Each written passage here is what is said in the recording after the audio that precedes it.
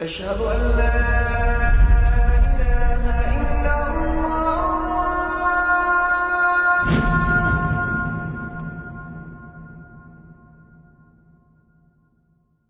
Raindrops media পরিবেশিত audio lecture series পরকালের পথে যাত্রা 22 পর্বের এই লেকচার সিরিজে আলোচিত হবে মৃত্যু, কবরের জীবন, রূহের যাত্রা, কিয়ামতের ছোট ও বড় লক্ষণসমূহ, বিচার দিবস, জান্নাত এবং জাহান্নাম। আউযু বিল্লাহি মিনাশ শাইতানির রাজীম। বিসমিল্লাহির রহমানির রহিম। আলহামদুলিল্লাহ ওয়াসসালাতু ওয়াসসালামু আলা সাইয়্যিদিনা মুহাম্মদ ওয়া আলা আলিহি ওয়া সাহবিহি ওয়াসাল্লাম তাসলিমান কাসীরা। এই পৃথিবীর ইতিহাসে এমন একটা সময় আসবে যখন যার মধ্যে জীবন রয়েছে এমন সমস্ত কিছু ধ্বংস হয়ে যাবে। পৃথিবীর সকল প্রাণী মৃত্যুবরণ করবে, সকল প্রকার জীবনের পরিসমাপ্তি হয়ে যাবে। আল্লাহ সুবহানাহু ওয়া তাআলা বলছেন, কুল্লু মান আলাইহা ফান, পৃথিবীতে যা কিছু আছে সবই ধ্বংস হয়ে যাবে। আল্লাহ সুবহানাহু ওয়া তাআলা আরো বলছেন, তারা তো কেবল একটি ভয়াবহ শব্দের অপেক্ষা করছে যা তাদেরকে আঘাত করবে তাদের পারস্পরিক বাক বিতণ্ডাকালে। কেবল একটা বিকট চিৎকারে সব কিছু স্তব্ধ হয়ে যাবে এবং এটা এত তাড়াতাড়ি হবে যে মানুষ নিজেদের মধ্যে আলোচনা ঝগড়া করতে থাকবে, কিন্তু একসময় হঠাৎ সব কিছু থেমে যাবে এবং তাদের হাতে তখন কোনো সময়ই থাকবে না, পিছনে ফিরে যাওয়ার কোনো সুযোগ থাকবে না। নিজের পরিবারের কাছে ফিরে যাব, অসম্পূর্ণ কাজগুলোকে শেষ করব, তাদেরকে ভালো মন্দ কিছু একটা উপদেশ দিব, এই ধরনের কোনো সুযোগ পাওয়া যাবে না।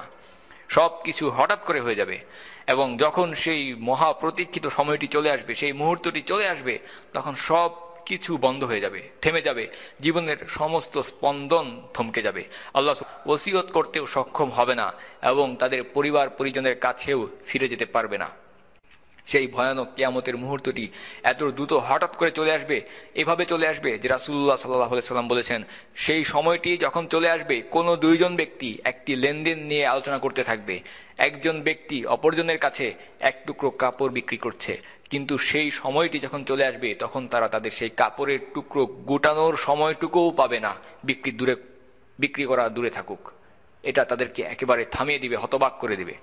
ব্যাপারটা এমন দ্রুত হবে যে রাসূলুল্লাহ সাল্লাল্লাহু আলাইহি সাল্লাম বলেন, কিয়ামত চলে আসবে এমন এক মুহূর্তে যখন কোনো একজন মানুষ তার উটের দহন করা দুধ নিয়ে তার বাসায় যাবে, তার উটের দুধ নিয়ে বাড়িতে যাবে, কিন্তু সে সেই দুধের স্বাদও গ্রহণ করতে পারবে না। কিয়ামত চলে আসবে এমন এক মুহূর্তে যখন একজন মানুষ তার হাত উঁচু করবে মুখে খাবার নেওয়ার জন্য, কিন্তু যখন সেই সময় চলে আসবে, হঠাৎ করে চলে আসবে, তখন সেই খাবারের টুকরো মুখের ভিতরে প্রবেশ করানোর সময়টুকু পাবে না। এটা এতটাই দ্রুত হবে যে সবকিছু মুহূর্তের মধ্যে থেমে যাবে। কিভাবে এটা হবে? এটা হবে একটি মাত্র ফুৎকারের মাধ্যমে, একটি ফুৎকার মাত্র, আসুর। কুরআনের বিভিন্ন স্থানে আসুর সম্পর্কে বর্ণনা করা হয়েছে। আসুর কি জিনিস? আসুর হচ্ছে একটা সিংহা, আর যিনি এই সিংহাটি ধারণ করে আছেন তিনি হচ্ছেন ফেরেশতা ইসরাফিল। রাসূলুল্লাহ সাল্লাল্লাহু আলাইহি সাল্লাম তাকে দেখেছেন, তিনি তাকে দেখে এসেছেন মিরাজের রাত্রে, এবং তিনি তাকে দেখে এসে যা বলেছেন সেটা হচ্ছে এরকম, সেই ফেরেশতার দৃষ্টি সব সময় আল্লাহ সুবহানাহু ওয়া তাআলার আরশের দিকে স্থির দৃষ্টিতে তাকিয়ে আছে। কেন? কারণ তিনি ভয়ে আছেন, একটি আতঙ্কিত অবস্থায় রয়েছেন তিনি নিজেই। না জানি কখন সেই সময়টি চলে আসে, আল্লাহর আদেশ পালনে না আবার দেরি হয়ে যায়। যখন সেই মুহূর্তটি চলে আসবে তখন তিনি আরশের দিকে মুখ ফেরানোর সময়টুকু পাবেন না। তাই তিনি সব সময় স্থির দৃষ্টিতে আরশের দিকে দৃষ্টি নিবদ্ধ করে রেখেছেন বিচার দিবসের কিয়ামতের আগমনের অপেক্ষার জন্য। এরপর রাসূলুল্লাহ সাল্লাল্লাহু আলাইহি সাল্লাম আরো বলেছেন, তার চোখগুলো দেখতে জ্বলজ্বলে দুটি তারার মতো উজ্জ্বল, বড়। রাসূলুল্লাহ সাল্লাল্লাহু আলাইহি সাল্লাম দেখলেন যে তার চোখগুলো জ্বলজ্বলে তারার মতো স্থির দৃষ্টিতে আল্লাহ সুবহানাহু ওয়া তাআলার আরশের দিকে এক দৃষ্টিতে তাকিয়ে আছে আল্লাহর আদেশের অপেক্ষায়। যখন রাসূলুল্লাহ সাল্লাল্লাহু আলাইহি সাল্লাম এই দৃশ্য দেখলেন তার নিজের চোখে, তিনি এরপর এই দুনিয়ার সমস্ত কিছু থেকে সব ধরনের আকর্ষণ হারিয়ে ফেললেন। তারপর তিনি বলেন, কিভাবে আমি নিজেকে উপভোগ করতে পারি, কিভাবে আমি এই দুনিয়ার কোনো কিছুতে বিনোদন খুঁজে পেতে পারি, কিভাবে আমি এই দুনিয়ার কোনো কিছুতে মজা পেতে পারি, যখন একজন ফেরেশতা সেই সিংহাকে মুখে নিয়ে বসে আছেন, তার কপাল ঝুঁকে আছে সামনের দিকে, দৃষ্টি ফিরে আছে আরশের দিকে, আর কান খুলে সজাগ হয়ে আছে সেই মহান নির্দেশের জন্য যখন তিনি সিংহায় ফুৎকার দিবেন। তিনি অলরেডি মুখে সিংহা নিয়ে বসে আছেন, এমনকি তার কপাল সামনের দিকে ঝুঁকে আছে, দৃষ্টি স্থির হয়ে আছে, কান খুলে আছে, শুধু সেই মহা আদেশের অপেক্ষায় আছেন কখন সেই মুহূর্তটি আসবে যখন তাকে সিংহায় ফুৎকারের আদেশ দেওয়া হবে আর তিনি সেই আদেশ পালন করবেন।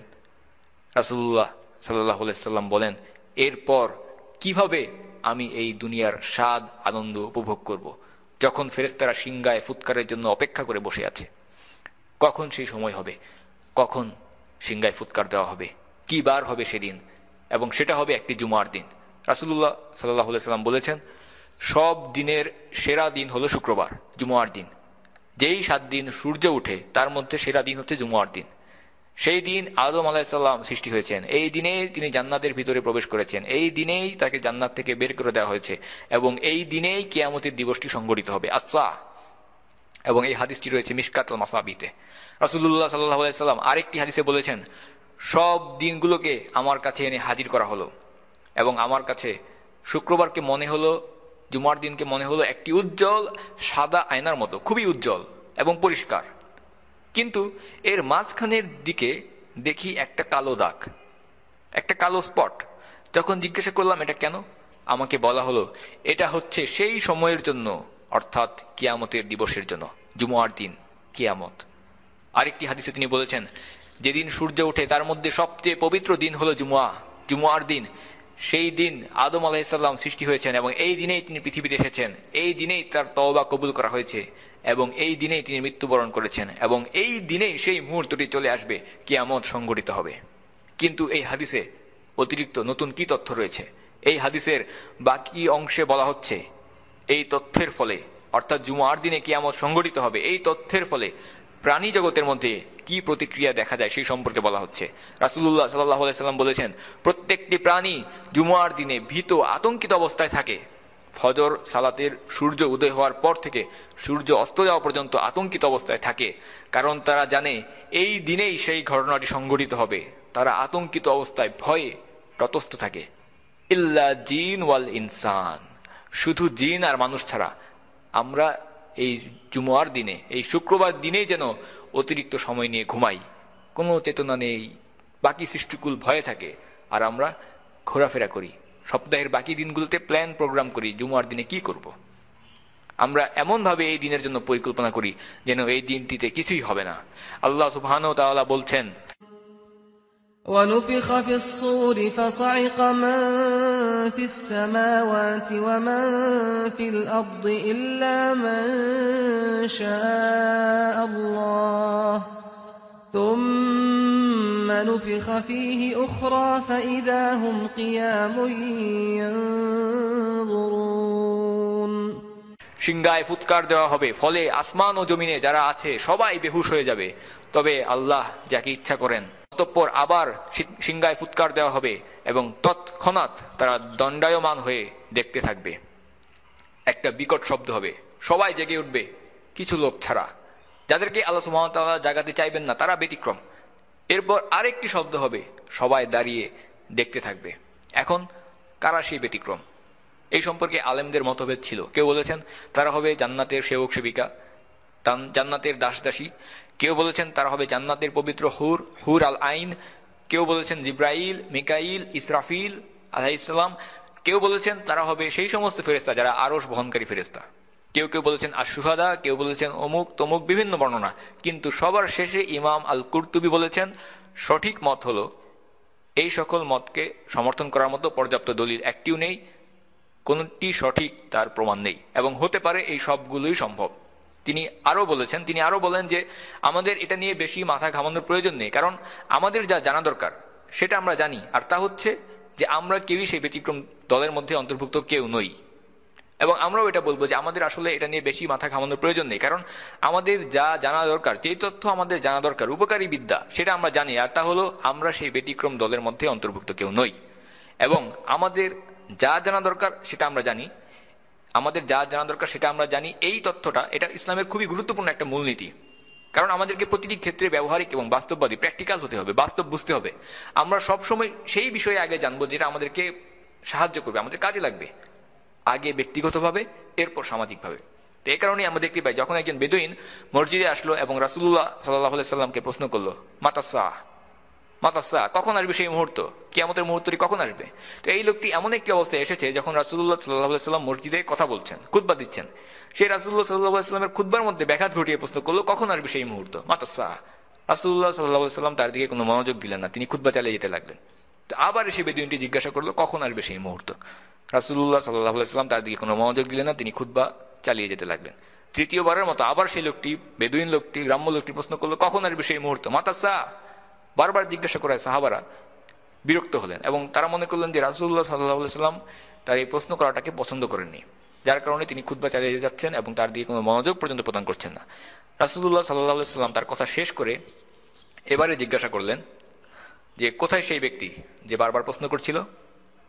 তো রাসূলুল্লাহ সাল্লাল্লাহু আলাইহি ওয়াসাল্লাম তাকে এই প্রশ্নের জবাবে কি বললেন, মাতাসা, কখন আসবে সেই মুহূর্তে? এর জবাবে রাসূলুল্লাহ সাল্লাল্লাহু আলাইহি ওয়াসাল্লাম তাকে পাল্টা প্রশ্ন করলেন, প্রশ্নের মাধ্যমে তাকে জবাব দিলেন। রাসূলুল্লাহ সাল্লাল্লাহু আলাইহি ওয়াসাল্লাম তাকে বললেন যে আচ্ছা তুমি বলো, তুমি সেই দিনের জন্য কি প্রস্তুত করেছো, কেন তুমি সেই দিনের কথা জানতে চাও? তোমার সেটাই জানা উচিত যা তোমার কাজে লাগবে, এবং সেই দিনের জন্য তুমি কি প্রস্তুত করেছো বলো। তা আমরা বর্তমানে অনেক এমন ধরনের অনেক কাজ করি যেটা আসলে আমাদের ঈমানকে এক চুল পরিমাণ বাড়ায়ও না কমায়ও না, অর্থহীন অনর্থক কাজ। রাসূলুল্লাহ সাল্লাল্লাহু আলাইহি ওয়াসাল্লাম বলেছেন যে আল্লাহুম্মা ইন্নী আসআলুকা ইলমান নাফিয়া ওয়া ইন্নী আউযু বিকা মিন ইলমান লা ইয়ানফা। আল্লাহ আমাদেরকে সেই জ্ঞান দাও যা আমাদের উপকার করবে, যা আমাদের কাজে লাগবে, কাজে আসবে, এবং সেই জ্ঞান দিও না, সেই জ্ঞান হতে তোমার নিকট পানা চাই, আশ্রয় চাই, যা আমাদের কোনো উপকার আসবে না। বেদুইনটি তখন বলল যে হ্যাঁ, আমি অনেক অনেক বেশি সাওম প্রস্তুত করিনি, অনেক অনেক বেশি সালাতও প্রস্তুত করিনি, কিন্তু আমি আল্লাহ এবং তার রাসূলের জন্য ভালোবাসা দিয়ে, আল্লাহ এবং তার রাসূলের জন্য ভালোবাসাকে প্রস্তুত করেছি এবং সেই ভালোবাসা দিয়ে নিজেকে তৈরি করেছি। রাসূলুল্লাহ সাল্লাল্লাহু আলাইহি ওয়াসাল্লাম বললেন যে তুমি তার সাথেই থাকবে যাকে তুমি ভালোবাসো। কয়বার সিংহায় ফুৎকার দেওয়া হবে? তো কিছু কিছু উলামা বলেছেন যে 2 বার। এদের মধ্যে রয়েছেন ইমাম আল কুরতুবী, ইবনে হাজার, আল আসকালানী, তারা বলেছেন যে 2 বার বিকট শব্দ হবে। তো প্রথম শব্দে সবকিছু ধ্বংস হয়ে যাবে, আসসাফ, আর দ্বিতীয় শব্দে যাকে বলা হচ্ছে আল বাদ, তখন সবকিছু পুনরায় উত্থিত হবে, সবকিছুকে উঠানো হবে। কিন্তু অনেক উলামা বলেছেন যে ফুৎকার 3টা হবে। প্রথমটা হবে আল ফাজা, যে চিৎকার সবার মনে একটি ভয় আতঙ্ক তৈরি করবে। পরেরটা হবে আসাক, যা সবকিছুকে ধ্বংস করে দেবে। আর 3 নম্বরটা হচ্ছে আল বাদ, যা সবকিছুকে পুনরায় উত্থান ঘটাবে। ইবনে কাসির, ইবনে তাইমিয়া, আল কাজী, আবু বকর আল আরাবী এবং অন্যান্য উলামাদের মতামত এটাই, পুনরুত্থান বা সবকিছুকে আবার ওঠানো। আল্লাহ সুবহানাহু ওয়া তাআলা পুনরুত্থান নিয়ে বলছেন সিংহায় ফুৎকার দেওয়া হবে এবং তখনই তারা কবর থেকে তাদের পালনকর্তার দিকে ছুটে চলে আসবে। তারা বলবে, হায় আমাদের দুর্ভোগ, হায় আমাদের দুর্ভোগ, কে আমাদেরকে আমাদের নিদ্রাস্থল থেকে উত্থিত করলো? রহমান আল্লাহ তো এরই ওয়াদা দিয়েছিলেন এবং রাসূলগণ সত্য বলেছিলেন, এটা তো কেবল এক মহানাদ। সে মুহূর্তেই তাদের সবাইকে আমার সামনে এনে উপস্থিত করা হবে। লক্ষ্য করুন, তারা বলবে, কে আমাদেরকে এত লম্বা ঘুম থেকে জাগালো? আমাদের সবচেয়ে বাজে একটা অনুভূতি হয়, খারাপ লাগে যখন কেউ হঠাৎ করে আমাদেরকে ঘুম থেকে ডেকে তোলে। যখন আপনি ঘুমিয়ে থাকেন, এরপর সাধারণত আপনি চাইবেন ধীরে স্থিরে আস্তে আস্তে ঘুম থেকে উঠতে যাইবেন শান্তভাবে। না হলে হঠাৎ করে কেউ এসে একটা আঘাত করে আপনাকে একটা থাপ্পড় দিয়ে উঠিয়ে দিল, আঘাত করে উঠিয়ে দিলে আপনি অপ্রস্তুত অবস্থায় থাকবেন, আপনি বলবেন, আতঙ্কিত হয়ে যাবেন, কি হলো, কে আমাকে ঘুম থেকে উঠালো? হ্যাঁ, এই ধরনের একটা আতঙ্কিত অবস্থায়, অপ্রস্তুত অবস্থায় আপনি নিজেকে পাবেন। তো এবারে আপনি শুধু কল্পনা করে দেখুন যে এমন একটা লম্বা ঘুম থেকে আপনাকে উঠানো হলো যখন আপনি আপনার কবর থেকে উঠে এসেছেন। হঠাৎ করে কবরগুলো উন্মুক্ত হয়ে যাবে, তারা আতঙ্কিত অবস্থায় উঠা মাত্রই দেখতে পাবে পাহাড় পর্বতগুলো চুরমার হয়ে যাচ্ছে, পাহাড় পর্বত একটি আরেকটির সাথে সংঘর্ষে চুরমার হয়ে যাচ্ছে, বিস্ফোরণ ঘটছে, চূর্ণ বিচূর্ণ হয়ে যাচ্ছে, সাগর মহাসাগরে অগ্নিশিখা লেলিহানা আগুন জ্বলছে, চাঁদ তারা তাদের কক্ষপথ থেকে খসে পড়ে যাচ্ছে, সূর্য একেবারে মাথার উপরে এসে দাঁড়িয়ে আছে, পায়ের নিচের মাটি কাঁপতে থাকবে, নিজেদের মাথার খুলি ফেটে উন্মুক্ত হয়ে যাবে।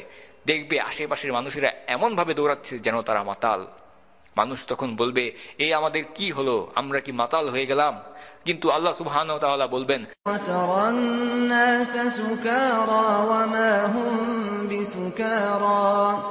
وما هم بسكارى ولكن عذاب الله شديد।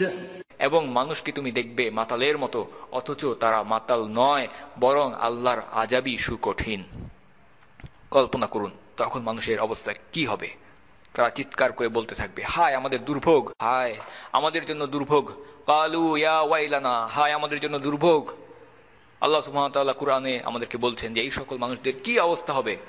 আল্লাহ সুবহানাহু ওয়া তাআলা কি বলছেন সেটা বলার আগে আমি চাই যে আপনারাও আমার সাথে একটা দৃশ্য কল্পনা করে দেখুন। একটা অল্প বয়স্ক বাচ্চার কথা চিন্তা করে দেখুন। 1 বছর বয়সের বাচ্চা যে তার কবর থেকে মাত্র উঠে এসেছে। একটা বাচ্চা 1 বছর বয়সের বাচ্চা 1 বছর বয়সে মারা গেছে। সে এতদিন পরে তার কবর থেকে উঠে এসেছে, মানুষ তাকে কবর দিয়েছে।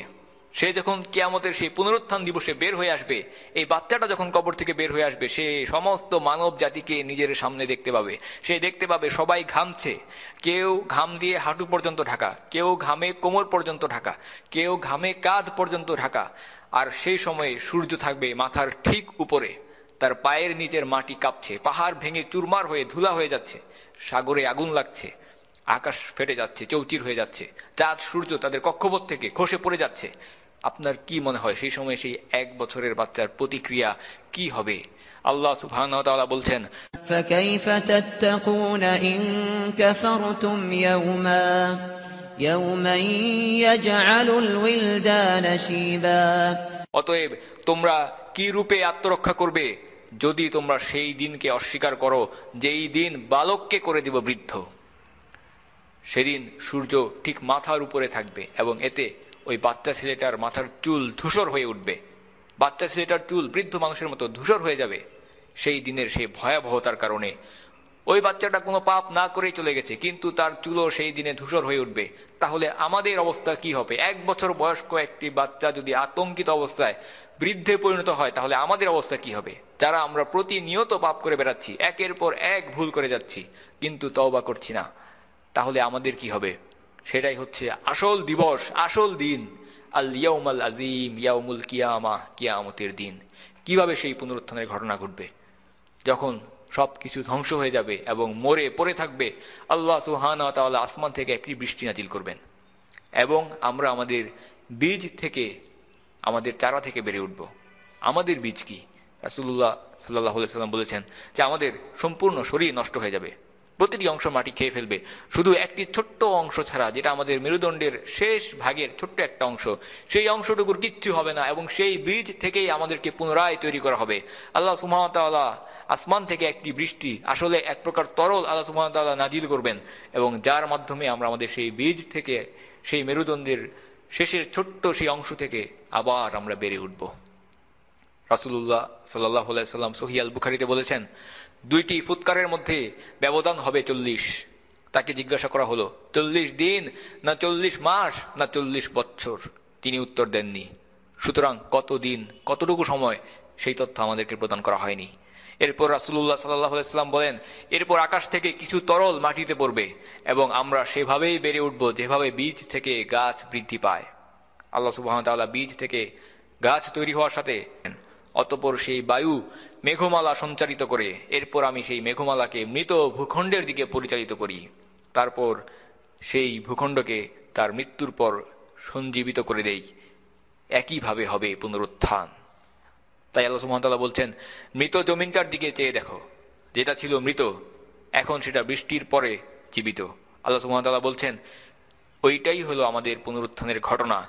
এইভাবেই হবে পুনরুত্থান, আমাদেরকে আমাদের মৃত বীজ থেকে উদ্গত করা হবে। কার কবর প্রথমে খোলা হবে? উত্তর হচ্ছে মুহাম্মদ সাল্লাল্লাহু আলাইহি ওয়াসাল্লাম, যার কবরটি রয়েছে বর্তমানে মদিনায়, তার কবরটিকে প্রথমে উন্মুক্ত করা হবে। রাসূলুল্লাহ সাল্লাল্লাহু আলাইহি ওয়াসাল্লাম বলেছেন যে আমি মানবজাতির নেতা, কিয়ামতের দিনে এবং হাসরের দিনে আমার কবরই প্রথম খোলা হবে। আরেকটি সহিহ হাদিসে এসেছে যে একজন মুসলিম একবার একটি ঘটনার কারণে একজন ইহুদির সাথে তর্ক করছিলেন এবং ইহুদিটি এক পর্যায়ে বলতে লাগলো যে তার নামে যিনি মুসার কাছে তাওরাত প্রদান করেছিলেন, অর্থাৎ সে তার নিজের নবী এবং তাদের কিতাব নিয়ে গর্ব অহংকার করতে লাগলো, শ্রেষ্ঠত্ব প্রমাণ করতে লাগলো, তর্ক করতে লাগলো। এবং তখন মুসলিম ব্যক্তিটি ইহুদিকে আঘাত করে বসলো এবং সে এসে রাসূলুল্লাহ সাল্লাল্লাহু আলাইহি ওয়াসাল্লামকে ইহুদি ব্যক্তিটি বিচার দিল এবং তার পূর্বে সেই মুসলিম ব্যক্তিটি ইহুদি ব্যক্তিকে আঘাত করার পর রাসূলুল্লাহ সাল্লাল্লাহু আলাইহি ওয়াসাল্লামকে প্রশংসা করা শুরু করেছিল। অর্থাৎ কথা কাটাকাটির এক পর্যায়ে ইহুদি ব্যক্তিটি সে তার নিজের নবী তাওরাত নিয়ে গর্ব করা শুরু করলো, আর মুসলিম ব্যক্তিটিও মুহাম্মদ সাল্লাল্লাহু আলাইহি ওয়াসাল্লামকে নিয়ে গর্ব করা শুরু করলো। কিন্তু যখন মুসলিম ব্যক্তিটি ইহুদি ব্যক্তিকে আঘাত করে বসলো, তখন সেই ইহুদি নালিশ নিয়ে রাসূলুল্লাহ সাল্লাল্লাহু আলাইহি ওয়াসাল্লামের কাছে আসলো। তখন রাসূলুল্লাহ সাল্লাল্লাহু আলাইহি ওয়াসাল্লাম সেই মুসলিমকে বললেন যে আমার স্থানকে মুসা এর স্থানের উপরে দিও না, আমার স্থানকে মুসা এর স্থানের উপরে দিও না। সবার আগে আমার কবর খোলা হলেও আমি দেখতে পাবো মুসা আল্লাহর সিংহাসন ধরে আছেন, আল্লাহর আরশ ধরে আছেন। কিয়ামতের দিনে আমার কবর প্রথমে খোলা হলেও আমি দেখতে পাবো মুসা অলরেডি আল্লাহর আরশ ধরে আছেন। তাই আমি নিশ্চিত নই যে তিনি কি সেই ব্যতিক্রম ব্যক্তিদের মধ্যে হবেন কিনা, তিনি কি সেই মৃতদের অন্তর্ভুক্ত নাকি তার বাইরে থাকবেন। প্রথম ফুৎকার যাকে বলা হচ্ছে আসাক, যেটাতে সবকিছু ধ্বংস হয়ে যাবে, মরে পড়ে থাকবে, কেউ কেউ থাকবেন ব্যতিক্রম। মুসা তার মধ্যে ছিল কিনা এই তথ্য রাসূলুল্লাহ সাল্লাল্লাহু আলাইহি সাল্লাম জানতেন না, এবং তিনি বলেন আমাকে মুসা এর উপরে স্থান দিও না। তো এর আসলে অর্থ কি? মুসার উপরে কেন রাসূলুল্লাহ সাল্লাল্লাহু আলাইহি সাল্লামকে স্থান দিবে না, এই কথা রাসূলুল্লাহ সাল্লাল্লাহু আলাইহি সাল্লাম কেন বলেন, এর অর্থ কি? তো হ্যাঁ, অবশ্যই এটা আমরা জানি যে রাসূলুল্লাহ সাল্লাল্লাহু আলাইহি সাল্লাম অনেক হাদিসে বলেছেন যে তিনি হচ্ছেন মানব জাতির নেতা, আদম জাতির সাইয়্যিদ নেতা, এবং আমরাও এটা বিশ্বাস করি যে রাসূলুল্লাহ সাল্লাল্লাহু আলাইহি সাল্লাম হচ্ছেন আল্লাহর সকল আম্বিয়াদের মধ্যে শ্রেষ্ঠ, সর্বশ্রেষ্ঠ মানুষ। কিন্তু রাসূলুল্লাহ সাল্লাল্লাহু আলাইহি সাল্লাম চান না যে আমরা আল্লাহর আম্বিয়াদের মধ্যে কে শ্রেষ্ঠ, কে কার থেকে উত্তম, এটা নিয়ে কোনো প্রতিযোগিতা করি, শুধুমাত্র এই কারণে যে তাদের অনুসারী অবিশ্বাসী কুফাররা এতে মন খারাপ করুক। তাদেরকে পরাজিত করার জন্য আমরা যেন কোনো আম্বিয়াকে ছোট না করি, আমরা যেন কে শ্রেষ্ঠ আম্বিয়া সেটা নিয়ে প্রতিযোগিতা করে কোনো আম্বিয়াকে ছোট না করি। কারণ এই আম্বিয়াগণ তারা মূলত ইহুদি খ্রিস্টান কোনো জাতিরই অন্তর্ভুক্ত নয়, তারা হচ্ছেন মুসলিম এবং মুসলিম উম্মারই সদস্য, তারা আমাদেরই লোক। মুসা উম্মতে মুসলিমিনের একজন সদস্য, মুসা আলাইহিস সালাম মুসলিম উম্মার একজন সদস্য। এবং এই কারণেই যখন রাসূলুল্লাহ সাল্লাল্লাহু আলাইহি ওয়াসাল্লাম মদিনায় গিয়ে দেখলেন যে আশুরার দিনে ইহুদিরা রোজা পালন করছে, তারা বলছে যে এটা এমন একটা দিন যেদিন আল্লাহ ফিরাউনের কবল থেকে মুসাকে রক্ষা করেছিলেন, তখন রাসূলুল্লাহ সাল্লাল্লাহু আলাইহি ওয়াসাল্লাম বললেন যে মুসা যতটা না তাদের লোক, তার থেকেও বেশি আমাদের লোক, আমরা এই দিনে রোজা রাখার বেশি হকদার। কারণ ইহুদিরা তারা মুসাকে অনুসরণ করে না, তারা তাদের তাওরাতকে বদলে দিয়েছে। তো কাজেই আমরা এগুলো নিয়ে অমুসলিমদের সাথে কোনো ধরনের প্রতিযোগিতা করব না। এর মাধ্যমে আল্লাহর আম্বিয়াদেরকে আসলে মূলত অসম্মান করা হয়, তাদেরকে ছোট করা হয়। এবং আম্বিয়া আলাইহিমুস সালাম হচ্ছেন আমাদেরই উম্মতের সদস্য, তাই আমাদের উচিত নয় যে আমরা কোনো ইহুদির কাছে গিয়ে বলবো যে মুসা আলাইহিস সালাম, আমাদের মুহাম্মদ সাল্লাল্লাহু আলাইহি ওয়াসাল্লাম কে উত্তম, কে ভালো। আমাদের উচিত যে আল্লাহর সকল আম্বিয়াকেই শ্রদ্ধা করা, যদিও আমরা জানি যে মুহাম্মদ সাল্লাল্লাহু আলাইহি ওয়াসাল্লাম হচ্ছেন সকল সৃষ্টির মধ্য থেকে বাছাইকৃত শ্রেষ্ঠ, আল মুস্তাফা মিন খালকি। আল্লাহ সুবহানাহু ওয়া তাআলা সেই কিয়ামতের দিবসে আমাদের সবাইকে একত্রিত করবেন। আমরা যেখানেই মারা যাই না কেন, পৃথিবীর যে স্থানেই আমাদের মৃতদেহ পড়ে থাকুক না কেন, এমনকি পৃথিবীর বাইরে মহাকাশে হোক, কিংবা সাগর মহাসাগরের অতল গহীনে হোক, কিংবা মাটির নিচে হোক, আল্লাহ সুবহানাহু ওয়া তাআলা সবাইকে একত্রিত করবেন। আল্লাহ সুবহানাহু ওয়া তাআলা বলছেন যে وَلِكُلٍّ وِجْهَةٌ هُوَ مُوَلِّيهَا فَاسْتَبِقُوا الْخَيْرَاتِ أَيْنَمَا تَكُونُوا يَأْتِ بِكُمُ اللَّهُ جَمِيعًا إِنَّ اللَّهَ عَلَى كُلِّ شَيْءٍ قَدِيرٌ। তুমি যেখানেই থাকো না কেন আল্লাহ তোমাদের সবাইকে একত্রিত করবেন, নিশ্চয়ই আল্লাহ সর্ববিষয়ে ক্ষমতাশীল। সমুদ্রের অতল গহীনে, মহাশূন্যের অসীমে যেখানেই থাকুন না কেন আল্লাহ সুবহানাহু ওয়া তাআলা সবাইকেই একত্রিত করবেন, কাউকে ছেড়ে দেওয়া হবে না। কারণ এই সৃষ্টি জগতের পুরোটাই আল্লাহর মালিকানাধীন এবং কোনো একজন ব্যক্তিও বাদ যাবে না। আল্লাহ সুবহানাহু ওয়া তাআলা বলেন, وَحَشَرْنَاهُمْ فَلَمْ نُغَادِرْ مِنْهُمْ أَحَدًا। এবং আমি মানুষকে একত্রিত করব এবং অতঃপর তাদের কাউকেই ছাড়ব না। আল্লাহ সুবহানাহু ওয়া তাআলা তার সৃষ্টি জগতের সবাইকে একত্রিত করবেন। এর অর্থ কি? এর মানে কি সেখানে মানুষ বাদে অন্যান্য প্রাণীরাও থাকবে, পশুরাও থাকবে? হ্যাঁ, সেদিন সেখানে পশুরাও থাকবে, সেই দিন পশুদেরকেও একত্রিত করা হবে। আল্লাহ সুবহানাহু ওয়া তাআলা বলছেন যখন বন্য পশুরা একত্রিত হয়ে যাবে। وَإِذَا الْوُحُوشُ حُشِرَتْ। আবু হুরায়রা রাদিয়াল্লাহু আনহু থেকে বর্ণিত, শেষ বিচারের দিনে আল্লাহ সুবহানাহু ওয়া তাআলা সমস্ত সৃষ্টিকে একত্রিত করবেন, পশু পাখি এমনকি পোকামাকড় কীটপতঙ্গ সব কিছুকে আল্লাহ সুবহানাহু ওয়া তাআলা একত্রিত করবেন। এবং আল্লাহ সুবহানাহু ওয়া তাআলা সেই দিন হবেন আল আদিল, তিনি তার এই আল আদিল নামটি সেদিন ধারণ করবেন, যার অর্থ ন্যায় বিচারক। এবং আল্লাহ সুবহানাহু ওয়া তাআলার বিচার এমন হবে যে দুনিয়াতে যদি কোনো একটি ছাগলের শিং না থেকে থাকতো এবং সেই ছাগলটি যদি কোনো একটি শিংওয়ালা ছাগলের সাথে লড়াইয়ে অসুবিধা ভোগ করত এবং শিংওয়ালা ছাগলটি যদি অতিরিক্ত সুবিধা আদায় করে নিত, তাহলে আল্লাহ সুবহানাহু ওয়া তাআলা তাকে সেই দিন সেই অধিকার বঞ্চিত ছাগলটিকে শিং দিয়ে বলবেন যে তুমি তোমার অধিকার আদায় করে নাও। এবং এরপরে প্রাণী জগতের মধ্যে সকল ধরনের বিবাদের মীমাংসা হয়ে গেলে আল্লাহ সুবহানাহু ওয়া তাআলা তাদেরকে ধুলায় পরিণত হয়ে যেতে বলবেন। তুরাব, ধুলায় পরিণত হয়ে যাও, তিনি সবাইকে ধুলায় পরিণত করে দেবেন। এবং এটাই হচ্ছে সেই মুহূর্ত যা দেখে অবিশ্বাসীগণ কুফফাররা বলে উঠবে হায় আমিও যদি ধুলা হয়ে যেতাম, এমনি ভাবে যদি আমিও ধ্বংস হয়ে যেতাম, আমার যদি কোনো অস্তিত্ব না থাকতো। আল্লাহ সুবহানাহু ওয়া তাআলা কুরআনে বলছেন, ইয়া লাইতানি কুনতু তুরাবা। কুফাররা আফসোস করে বলবে, হায় আমি যদি কোনো দিন দুনিয়াতেই না থাকতাম, আমার যদি কোনো অস্তিত্বই না থাকতো, আমি যদি কখনো জীবিতই না থাকতাম, আমার যদি জীবনই না থাকতো, হায় আফসোস আমি যদি মাটি হয়ে যেতাম, আমি যদি মাটি হয়ে যেতাম। ويقول الكافر يا ليتني كنت ترابا ইয়া লাইতানি কুনতু তুরাবা। কিন্তু এই কুফাররা যখন দুনিয়াতে ছিল তখন তারা কি করেছে? তারা নিজেদের ইচ্ছা মতো চলেছে, টাকা পয়সার লোভে, দুনিয়ার লোভে যা খুশি তারা তাই করেছে। এবং আল হাসর, যেখানে সবাইকে পুনরায় একত্রিত জমায়েত করা হবে, সেই জায়গাটা কেমন হবে? রাসূলুল্লাহ সাল্লাল্লাহু আলাইহি সাল্লাম বলেছেন, ঠিক সেভাবেই হাসরের দিনে সবাইকে উঠানো হবে, যেভাবে যে অবস্থায় তোমরা জন্মগ্রহণ করেছিলে, খালি পায়ে, নগ্ন অবস্থায়, খতনাবিহীন। আল্লাহ তোমাদেরকে তোমাদের আদি প্রকৃত অবস্থায় নিয়ে যাবেন। এরপর রাসূলুল্লাহ সাল্লাল্লাহু আলাইহি সাল্লাম একটি আয়াত তিলাওয়াত করেন, যেখানে সেদিন আমি আকাশকে গুটিয়ে নিব, সেদিন আমি আকাশকে গুটিয়ে নেব যেমন গুটানো হয় লিখিত কাগজপত্র। সেদিন আমি আকাশকে গুটিয়ে নেব যেমন ভাবে গুটানো হয় লিখিত কাগজপত্র। যেভাবে আমি প্রথমবার সৃষ্টি করেছিলাম সেভাবে পুনরায় সৃষ্টি করব। আমার ওয়াদা নিশ্চিত, হক, আমাকে তা পূরণ করতেই হবে। আল্লাহ সুবহানাহু ওয়া তাআলা সবাইকে তার আদি অবস্থায়, যেভাবে জন্মের সময় দুনিয়াতে এসেছিলাম সেই অবস্থায় আবার উঠাবেন।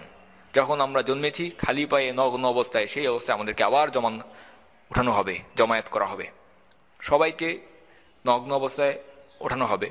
তো এটা শুনে হযরত আয়েশা রাদিয়াল্লাহু তাআলা আনহা এই অবস্থা সম্পর্কে চিন্তা করলেন এবং তিনি বললেন যে যেখানে নারী পুরুষ একই স্থানে থাকবে এবং তারা উলঙ্গ থাকবে, তাই তিনি জিজ্ঞাসা করলেন যে, ইয়া রাসূলুল্লাহ, নারী আর পুরুষরা কি তখন একে অপরের দিকে তাকাবে না? রাসূলুল্লাহ সাল্লাল্লাহু আলাইহি সাল্লাম উত্তর দিলেন যে, ইয়া আয়েশা, সেই দিনের ঘটনাটি মানুষের একে অপরের দিকে তাকানোর থেকেও বড় আতঙ্কজনক হবে এবং সেই সময় মানুষ অন্য কোনো কিছুর দিকে মনোযোগ থাকবে না, এমনকি তারা এটা বুঝতেও পারবে না যে তারা নগ্ন অবস্থায় রয়েছে। রাসূলুল্লাহ সাল্লাল্লাহু আলাইহি সাল্লাম আরো বলেন, ওই দিনটা হবে একটা ভয়ঙ্কর আতঙ্কের একটা দিন এবং এই দিন মানুষ একজন অপরজনের দিকে তাকানোর সুযোগ পর্যন্ত পাবে না, সবাই নিজেকে নিয়ে ব্যস্ত থাকবে। এবং এই অবস্থায় আল্লাহ সুবহানাহু ওয়া তাআলা কাকে প্রথম পোশাক প্রদান করবেন? কারণ যেহেতু সব মানুষই সেই সময় উলঙ্গ অবস্থায় থাকবে, সেই বিষয়ে রাসূলুল্লাহ সাল্লাল্লাহু আলাইহি সাল্লাম বলেছেন, কিয়ামতের দিন আল্লাহ সুবহানাহু ওয়া তাআলা সর্বপ্রথম পোশাক প্রদান করবেন ইব্রাহিম আলাইহিস সালামকে। ইব্রাহিম আল খলিল, তিনি হচ্ছেন আল্লাহর বন্ধু। এবং রাসূলুল্লাহ সাল্লাল্লাহু আলাইহি সাল্লাম আরো বলেছেন যে তাকে, অর্থাৎ ইব্রাহিম আলাইহিস সালামকে জান্নাতের একটা পোশাক প্রদান করা হবে। এরপর রাসূলুল্লাহ সাল্লাল্লাহু আলাইহি সাল্লাম বলেন যে এর পরবর্তীতে আমাকে পোশাক প্রদান করা হবে এবং সেটাও জান্নাতের একটি পোশাক হবে এবং এই পোশাকটার মতো পোশাক অন্য আর দ্বিতীয় কোনো ব্যক্তির হবে না। রাসূলুল্লাহ সাল্লাল্লাহু আলাইহি সাল্লামকে সবচেয়ে ভালো পোশাক দেওয়া হবে, কিন্তু প্রথম পোশাক পরানো হবে ইব্রাহিম আলাইহিস সালামকে, যা আল্লাহ সুবহানাহু ওয়া তাআলার একটা অসাধারণ রহমত। ইব্রাহিম আলাইহিস সালামের প্রতি, যাকে আল্লাহ সুবহানাহু ওয়া তাআলা একক ব্যক্তিকে একটি উম্মাহ, একটি জাতি বলে আল্লাহ সুবহানাহু ওয়া তাআলা আখ্যায়িত করেছেন, সম্মানিত করেছেন। আরদাল মাহশার বা হাসরের ময়দান, আল্লাহ সুবহানাহু ওয়া তাআলা বলেন, ইয়াউমা তুবাদদালুল আরদু গায়রাল আরদি ওয়াস সামাওয়াত ওয়া বারাজু লিল্লাহিল ওয়াহিদিল কাহ্হার। যে সেই দিন এই পৃথিবীকে অন্য আরেকটি পৃথিবী দ্বারা পরিবর্তন করে নেওয়া হবে। সেই দিন এই পৃথিবী অন্য পৃথিবীতে পরিবর্তিত হয়ে যাবে, একইভাবে আসমানসমূহ ভিন্ন আসমানসমূহ দ্বারা বদলে যাবে এবং মানুষেরা সবাই হিসাবের জন্য এক মহা ক্ষমতাধর অপ্রতিরোধ্য মালিকের সামনে এসে হাজির হবে। এই পৃথিবী যা আমরা দেখছি সেটা পরিবর্তন হয়ে যাবে, এটা এখনকার মতো আর থাকবে না। পৃথিবীর পরিবর্তনের মধ্যে যদি কিছু উল্লেখ করি তাহলে এর প্রথমটা হবে, এটা সোজা ছড়ানো চ্যাপ্টা সমতল বিছানার মতো হবে এবং সেটা তখন আর গোলাকার থাকবে না, এটা বর্ধিত ছড়ানো বিস্তৃত আকারের হবে। ওয়া ইজাল আরদু মুদ্দাত, মুদ্দাত মানে হলো সমতল এবং বিস্তৃত। এখানে একটি প্রাসঙ্গিক বিষয় বলে রাখা দরকার যে গ্র্যাভিটি বা অভিকর্ষ বল কি। তো অভিকর্ষ হলো যে একটি বস্তুর সাথে পৃথিবীর ভর কেন্দ্রের আকর্ষণ। আপনি গোলাকার অবস্থায় পৃথিবীকে অন্য একটি বস্তুকে আকর্ষণ করতে দেখবেন, কারণ এর ভিতরে ভর রয়েছে। এটাই অভিকর্ষ, যা ভরের সাথে একটি সমানুপাতিক সম্পর্ক বজায় রেখে চলে। তো যখন আপনি এই গোলাকার একটি অবস্থাকে সমতল অবস্থায় পরিবর্তন করে দেবেন, চ্যাপ্টা বিছানার মতো করে দিবেন, তখন এই পৃথিবীকে যখন সমতল করে দেওয়া হবে এবং একটি সমতল শীটের আকারে বিছিয়ে দেওয়া হবে তখনও এর অভিঘর্ষণ ক্ষমতা থাকবে, কিন্তু সে এটা ক্রমান্বয়ে হারাতে থাকবে এবং এক সময় যখন একে সমতল করে দেওয়া হবে তখন সে সম্পূর্ণরূপে হারিয়ে ফেলবে। তাই আল্লাহ সুবহানাহু ওয়া তাআলা বলছেন, وَإِذَا الْأَرْضُ مُدَّتْ وَأَلْقَتْ مَا فِيهَا وَتَخَلَّتْ যে যখন এই ভূমণ্ডলকে সম্প্রসারিত করা হবে মুহূর্তের মধ্যে সে তার ভেতরে যা আছে সবকিছু ফেলে দিয়ে খালি হয়ে যাবে। পৃথিবী এর গর্ভে অবস্থিত সবকিছু বের করে দেবে, ছেড়ে দেবে, কারণ তখন এর আর কোনো নিজস্ব ভর থাকবে না। এটাকে বিস্তৃত করে দেওয়া হবে এবং বিশাল এলাকা জুড়ে শীতের আকারে ছড়িয়ে দেওয়া হবে। অতএব পৃথিবীকে বিস্তৃত করে দেওয়া হবে এবং রাসূলুল্লাহ সাল্লাল্লাহু আলাইহি সাল্লাম বলেছেন যে কিয়ামতের দিন মানুষকে জড়ো করা হবে সাদা এলাকায়, যেটা হচ্ছে সাদা বা আফরা। আফরা মানে হচ্ছে ফ্যাকাশে বর্ণের সাদা, তাই এটা উজ্জ্বল সাদা হবে না, বরং ফ্যাকাশে বর্ণের সাদা হবে। এবং নকি হচ্ছে খুব সুন্দর এবং বিশুদ্ধ মাটি, তাই যে স্থানে মানুষকে জমায়েত করা হবে সেখানকার পায়ের নিচের মাটি হবে খুবই বিশুদ্ধ এবং সুন্দর। রাসূলুল্লাহ সাল্লাল্লাহু আলাইহি সাল্লাম অন্য আরেকটি হাদিসে বলেছেন যে এই পৃথিবী গোলাকার আকৃতিকে চাপ প্রদান করে ছড়িয়ে দিয়ে বিস্তৃত করা হবে এবং সমতল ভূমিতে পরিণত করা হবে। তাহলে কল্পনা করে দেখুন যে এই পৃথিবী তখন কত বড় একটি এলাকা জুড়ে বিস্তৃত হবে, কারণ এই গোল আকৃতির পৃথিবীকে সমতল করে বিছিয়ে দেওয়া হবে।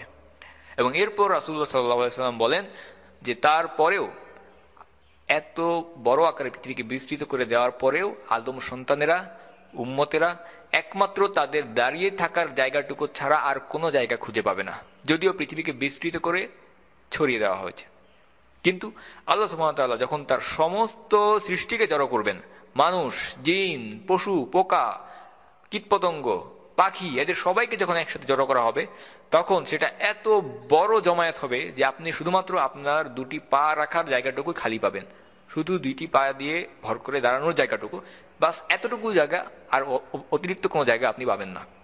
মানুষের বিশাল সমাগম হবে এবং তারা সেই কঠিন দিনে একজন অপরজনকে ভিড়ের মধ্যে চাপ দিয়ে থাকবে, ঠেলা দিতে থাকবে। এবারে আমরা কিয়ামতের দিনের কিছু বর্ণনার দিকে যাব। কিয়ামতের দিন, ইয়াউমুল কিয়ামা, যদিও এটা একটি দিন, কিন্তু এটা অত্যন্ত ভয়ঙ্কর একটা দিন, ভয় ভীতি দ্বারা পরিপূর্ণ। কিয়ামতের দিনের কিছু নিদর্শনের অল্প কিছু আপনাদের সামনে আমি উল্লেখ করব এবং এই দৃশ্যগুলোকে, অবস্থাগুলোকে অনুধাবন করা, উপলব্ধি করা সত্যি আমাদের জন্য খুবই কষ্টকর। 1 নম্বর, কিয়ামতের দিনটি হচ্ছে একটি মহান দিন, মহান দিবস এবং একটি ভারী দিন এবং একটি কঠিন দিন। আল্লাহ সুবহানাহু ওয়া তাআলা কিয়ামতের দিনকে আখ্যায়িত করেছেন একটি মহান দিবস, সব দিবসের বড় দিবস এবং একটি ভারী দিবস, কঠিন দিবস বলে। এগুলো আল্লাহ সুবহানাহু ওয়া তাআলার বর্ণনা কিয়ামতের দিবসকে ঘিরে। আল্লাহ সুবহানাহু ওয়া তাআলা বলছেন, আলা ইয়াযুন্নু উলাইকা আন্নাহুম মাবউসুন লিয়াউমিন আযীম ইয়াওমা ইয়াকুমুন নাসু লিরাব্বিল আলামিন। এরা কি ভাবে না তাদের সবাইকে একদিন কবর থেকে তুলে আনা হবে এক কঠিন দিনের জন্য, কঠিন দিনের জন্য, যেদিন সমগ্র মানব সমাজ সৃষ্টিকুলের মালিকের সামনে এসে দাঁড়াবে। একটি মহান দিন, ইয়াউমুন আজিম। আল্লাহ সুবহানাহু ওয়া তাআলা কে বর্ণনা করেছেন সাকিল, একটি ভারী দিন হিসেবে। আল্লাহ সুবহানাহু ওয়া তাআলা বলেন, ইন্না হাউলাই ইউহিব্বুনাল আজিলাতা ওয়া ইয়াদরুনা ওয়ারাআহুম ইয়াওমান সাকিলা।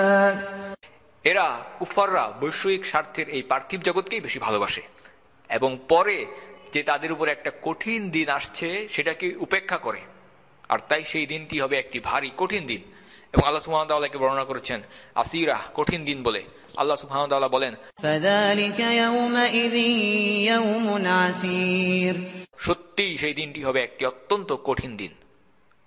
অবিশ্বাসীদের জন্য কোনো ধরনের সহজ, কোনো ধরনের স্বস্তি, এগুলো থেকে অনেক দূরে একটি কঠিন দিন হবে সেই দিন। 2 নম্বর নিদর্শন কিয়ামতের দিনের ভয়াবহতার, সেই দিনটি হবে একটি ভয়ানক, ভয়ভীতিপূর্ণ, আতঙ্কজনক দিন। আল্লাহ সুবহানাহু ওয়া তাআলা বলেন, ইয়া আইয়ুহান নাসু ইত্তাকু রাব্বাকুম ইন্না যালজালাতাস সাআতি শাইউন আযীম ইয়াওমা তারাউনাহা তাযহালু কুল্লু মুরদি'াতিন আম্মা আরদা'at ওয়া তাদ'উ কুল্লু যাতি হামলিন হামলাহা وتضع كل ذات حمل حملها وترى الناس سكارى وما هم بسكارى وما هم بسكارى ولكن عذاب الله شديد হে মানুষ, তোমরা তোমাদের মালিককে ভয় করো। হে মানুষ, তোমরা তোমাদের প্রতিপালককে ভয় করো। অবশ্যই কিয়ামতের কম্পন হবে একটি ভয়ঙ্কর ঘটনা। সেদিন তোমরা তা নিজেরাই দেখতে পাবে। বুকের দুধ খাওয়াচ্ছে এমন প্রতিটি নারী ভয়াবহ আতঙ্কে তার দুগ্ধ পোষ্যকে ভুলে যাবে। প্রতিটি গর্ভবতী নারী তার গর্ভ অবস্থিত বস্তুর বোঝা ফেলে দেবে। মানুষকে তখন তুমি দেখবে, তখন তোমার মনে হবে তারা বুঝি নেশাগ্রস্ত মাতাল, কিন্তু তারা আসলে কেউই নেশাগ্রস্ত নয়। আর এটা এক ধরনের আযাব, আর আল্লাহ সুবহানাহু ওয়া তাআলার আযাবই অত্যন্ত ভয়াবহ। কল্পনা করুন যে একজন মা তার শিশুকে বুকের দুধ খাওয়ানো থেকে ছুঁড়ে ফেলে দেবে এবং পালিয়ে যাবে। একজন মহিলা যে গর্ভবতী, সে তার গর্ভে যা আছে তা গর্ভপাত করে ফেলে দেবে। এবং মানুষ আপনার চারদিকে তাকিয়ে দেখতে পারবে মাতালের মতো দিক বিদিক জ্ঞান শূন্য হয়ে দৌড়ে পালাচ্ছে, ছুটে বেড়াচ্ছে, যদিও তারা মাতাল নয়, মাতাল হওয়ার মতো কিছু খায়নি, বরং এই সব কিছুই শুধুমাত্র সেই দিনের ভয়ানক আতঙ্কজনক অবস্থার জন্য, ভয়াবহতার জন্য।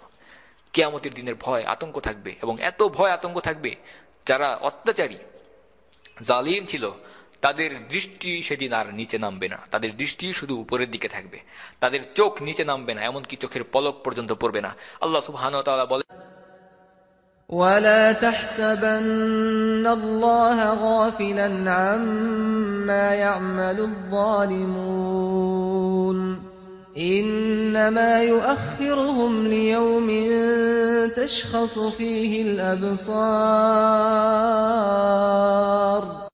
مهطعين مقنعي رؤوسهم لا يرتد إليهم طرفهم وأفئدتهم هواء হে নবী, তুমি কখনো মনে করো না যে এই জালেমরা যা কিছু করে যাচ্ছে তা থেকে আল্লাহ সুবহানাহু ওয়া তাআলা গাফিল অবস্থায় রয়েছেন। আসলে তিনি তাদেরকে সেই দিন আসা পর্যন্ত অবকাশ দিয়ে রেখেছেন যেদিন যাদের চক্ষু স্থির হয়ে যাবে, তারা আকাশের দিকে চেয়ে ভীত সন্ত্রস্ত অবস্থায় দৌড়াতে থাকবে। তাদের নিজেদেরই প্রতি নিজেদের কোনো দৃষ্টি থাকবে না, ভয়ে তাদের অন্তর বিকল হয়ে যাবে। তারা উপরের দিকে তাকিয়ে থাকবে, তাদের মাথা ঊর্ধ্বমুখী হয়ে থাকবে, এবং তারা আকাশের দিকে তাকিয়েই থাকবে। তাদের চোখ নিচে নামবে না, চোখের পলক পর্যন্ত পড়বে না। এবং এরপর আল্লাহ সুবহানাহু ওয়া তাআলা বলছেন যে তাদের হৃদয় শূন্য হয়ে যাবে, এবং তাদের অন্তর এত হালকা মনে হবে যে তা উড়ে পালিয়ে যাচ্ছে মনে হবে, উড়ে যেতে পারে। এবং তাদের হৃৎপিণ্ড যেন ভয়ে গলায় এসে আটকে থাকবে, তাদের হৃৎপিণ্ড গলার কাছে এসে আটকে থাকবে। অন্তরটা একেবারে হালকা মনে হচ্ছে যেন পাখির মতো উড়ে যাবে। 3 নম্বর নিদর্শন সেই কিয়ামত দিবসের কঠিনতার। আমরা আল্লাহ সুবহানাহু ওয়া তাআলার কাছে সেই দিনের ভয়াবহতা থেকে শান্তি এবং নিরাপত্তা কামনা করছি। দুনিয়াতে আমাদের যত ধরনের সম্পর্ক আছে, যত শক্ত বন্ধন মানুষ হিসেবে আমাদের আরেকজন মানুষের সাথে রয়েছে, হতে পারে আমাদের স্ত্রী, আমাদের পিতামাতা, আমাদের সন্তান কিংবা বন্ধুদের সাথে, কিয়ামতের দিন এই সবগুলো হারিয়ে যাবে, কোনো বন্ধন থাকবে না।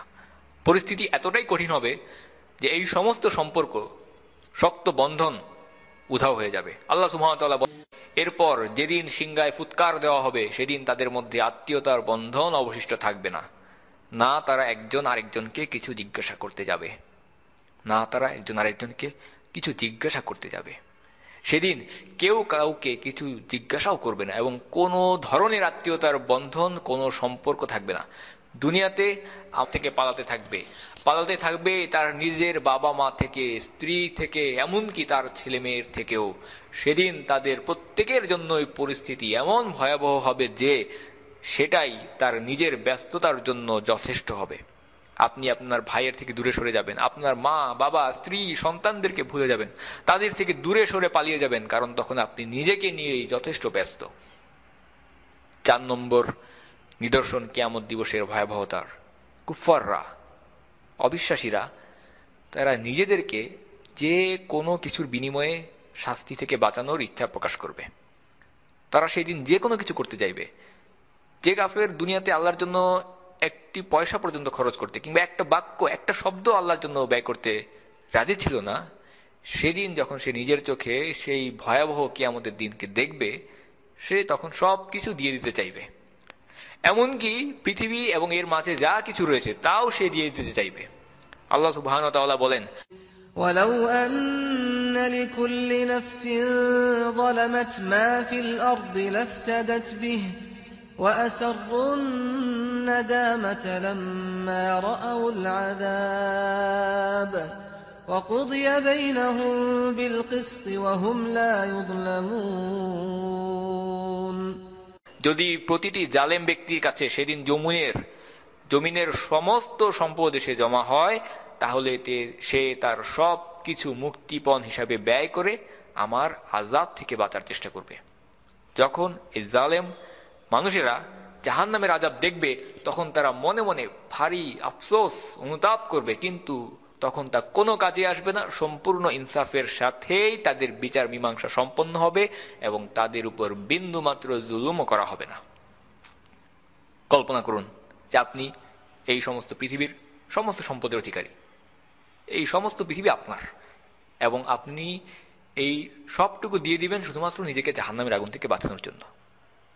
এবং তারা নিজেকে বাঁচাতে চাইবে শুধুমাত্র এই সমস্ত পৃথিবী নয়, বরং এর দ্বিগুণও যদি তাদের কাছে থাকে, এই দুনিয়ার দ্বিগুণ, ডাবল তারা দিতে চাইবে। আল্লাহ সুবহানাহু ওয়া তাআলা বলেন, লিল্লাযীনা ইসতাজাবু লিরাব্বিহিমুল হুসনা والذين لم يستجيبوا له لو أن لهم ما في الأرض جميعا ومثله معه لافتدوا به أولئك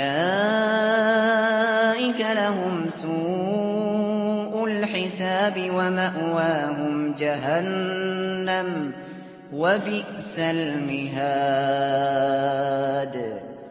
যারা তার মালিকের আহ্বানে সাড়া দেয় না, কিয়ামতের দিন তাদের অবস্থা হবে, তাদের পৃথিবীতে যা কিছু সম্পদ আছে তা সমস্ত যদি তাদের নিজেদের অধিকারে থাকতো ও তার সাথে যদি থাকতো আরো সমপরিমাণ সম্পদ, তাহলেও আযাব থেকে বাঁচার জন্য তারা তা নির্দ্বিধায় মুক্তিপণ হিসেবে আদায় করে দিত। এমনকি তারা নিজেদের জাহান্নামের আগুন থেকে বাঁচানোর জন্য পৃথিবীর অস্বীকার করেছে ও কুফরি অবস্থায় মৃত্যুবরণ করেছে। তারা যদি নিজেদেরকে আল্লাহর আযাব থেকে বাঁচাতে এক পৃথিবী পরিমাণ স্বর্ণ মুক্তিপণ হিসেবে খরচ করে, তবুও তাদের কারো কাছ থেকে সেটাকে গ্রহণ করা হবে না। তাদের যদি সমস্ত পৃথিবী ভর্তি স্বর্ণ থাকে, এবং এটা আপনি একবার চিন্তা করে দেখুন যে আমাদের যদি একটা বড় এক টুকরা স্বর্ণ থাকে, একটা চেয়ার বা টেবিলের সমপরিমাণ বড় একটা স্বর্ণের টুকরা থাকে, আমরা কখনোই সেটা সাদাকা হিসেবে দিতে যাব না। কিন্তু সেই দিন সে সারা পৃথিবীর দ্বিগুণ পরিমাণ যদি স্বর্ণও তার কাছে থাকে, সেটাকে সে নিঃসন্দেহে এক মুহূর্তের মধ্যে রাজি হয়ে যাবে মুক্তিপণ হিসেবে প্রদান করার জন্য, নিজেকে রক্ষা করার জন্য। কিয়ামতের দিন যখন তারা এই বাস্তবতাকে দেখবে, এবং এটাই হচ্ছে মূল সমস্যা যে আমরা আসলে বাস্তবতা কি সেটা সম্পর্কে ভাবতে রাজি নই, বাস্তবতা সম্পর্কে আমরা চিন্তিত নই, আমরা আসলে একটা স্বপ্নের মধ্যে বাস করছি। একজন সালাফ বলছিলেন যে মানুষ এখন ঘুমিয়ে আছে আর তারা জেগে ওঠে যখন তারা মৃত্যুবরণ করবে। মানুষ ঘুমন্ত অবস্থায় থাকে আর যখন মৃত্যুবরণ করে তখন সে তার ঘুম থেকে জেগে ওঠে। আমরা ঘুমন্ত অবস্থায় রয়েছি, আমরা ঘুমিয়ে আছি, যদি আমাদের চোখ সম্পূর্ণ খোলা, কিন্তু আসলে আমরা অসচেতন, আমরা অনেক অনেক পিছিয়ে আছি বাস্তবতা থেকে। আমরা কিয়ামতের দিন যখন অবিশ্বাসী কুফাররা বাস্তব পরিস্থিতি দেখবে, তখন তারা নিজেদের মুক্তিপণ হিসেবে সমস্ত পৃথিবীকে দিয়ে দিতে চাইবে। আল্লাহ সুবহানাহু ওয়া তাআলা আমাদের কাছে এত কঠিন কিছুই চাননি। আর তাই রাসূলুল্লাহ সাল্লাল্লাহু আলাইহি ওয়াসাল্লাম বুখারীর বর্ণিত হাদিসে বলেছেন যে কিয়ামতের দিন অবিশ্বাসীদেরকে ধরে আনা হবে এবং জিজ্ঞেস করা হবে যে যদি তোমার সমস্ত পৃথিবীর সমপরিমাণ স্বর্ণ থাকে, তাহলে কি তুমি তার বিনিময়ে নিজেকে মুক্ত করতে চাইবে? সে বলবে হ্যাঁ, অবশ্যই। তখন আল্লাহ সুবহানাহু ওয়া তাআলা তাকে বলবেন, আমি তোমার কাছে এর থেকে অনেক কম পরিমাণ কিছু বিষয় চেয়েছিলাম। দুনিয়াতে আমি চেয়েছিলাম যে তুমি বলবে লা ইলাহা ইল্লাল্লাহ, আল্লাহ ছাড়া আর কোনো ইলাহ নেই, আল্লাহ ছাড়া আর ইবাদতের যোগ্য আনুগত্যের যোগ্য কেউ নেই। আমি তোমাকে সালাত আদায় করতে, সিয়াম পালন করতে, জিকির, দোয়া করতে বলেছিলাম, সাদাকা দিতে, মুসলিম উম্মার দেখাশোনা করতে, খোঁজখবর নিতে, মানুষের প্রতি অধিকার হক আদায় করতে, এগুলো বলছিলাম, এতটুকুই। আমি তো তোমাকে সমস্ত পৃথিবী পরিমাণ স্বর্ণ দিয়ে দিতে বলিনি। কিন্তু তখন অনেক দেরি হয়ে গেছে এবং আমরা অনেক দেরি করে ফেলেছি। এবং আপনি যদি কুরআন পড়েন তাহলে আপনি দেখবেন যে অধিকাংশ জাহান্নামবাসীদের আর্তচিৎকার, হাহাকার, আফসোস আর কান্নার কারণ হচ্ছে এটাই, এই দেরি করার মানসিকতা, এই দীর্ঘসূত্রিতা, যে এখন না পরে, আজ নয় কাল, এই বিলম্ব করার মন মানসিকতার কারণে তারা কিয়ামতের দিন আফসোস, আর্তচিৎকার, হাহাকার আর আহাজারিতে লিপ্ত থাকবে। এবং এই সমস্ত অবিশ্বাসী কুফাররা তারা দুনিয়াতে যে সমস্ত বস্তুবাদী অর্জন সেটাকে কিছু সন্তানদেরকে দিতে পারলেও তা দিতে চাইবে, নিজের স্ত্রী এবং নিজের ভাইকেও দিতে চাইবে, এবং নিজের পরিবারভুক্ত এমন আপনজনদেরকেও যারা তাকে জীবন ভর আশ্রয় দিয়েছিল, সম্ভব হলে ভূমণ্ডলের সব কিছুকেই সে দিতে চাইবে, তারপরেও জাহান্নাম থেকে সে বাঁচতে চাইবে। আমরা এই আয়াতগুলো বিভিন্ন সময়ে পড়ি, তিলাওয়াত করি, কিন্তু এগুলো নিয়ে আমরা ভাবি না, চিন্তা করি না। এগুলো নিয়ে আমাদের মনে কোনো প্রভাব পড়ে না, আমরা এগুলো নিয়ে চিন্তা করি না, কন্টেমপ্লেট করি না। আপনি চিন্তা করুন এটা নিয়ে, যে এভাবে ভাবুন যে এটা সত্যি আপনার সম্পর্কে বলা হচ্ছে, আপনার সন্তান। কল্পনা করুন যে আপনি আপনার নিজের সন্তানদেরকে একত্রিত করেছেন এবং তাদেরকে ধরে ধরে জ্বলন্ত আগুনে ছুড়ে ফেলে দিচ্ছেন। কল্পনা করুন যে আপনার নিজের একটা বাড়ি আছে যেটা এখন আগুনে পুড়ছে, ভয়াবহ আগুন, উত্তপ্ত আগুনের কুণ্ডলী, এবং আপনি আপনার সব সন্তানদেরকে নিয়ে এসে ওই আগুনে ছুড়ে ফেলছেন এবং আপনি আপনার চোখের সামনে তাদেরকে পুড়ে যেতে দেখছেন। আপনি এটা কেন করছেন? নিজেকে বাঁচানোর জন্য, এবং এই বিষয়টাই আপনি করতে চাইবেন কিয়ামতের দিন।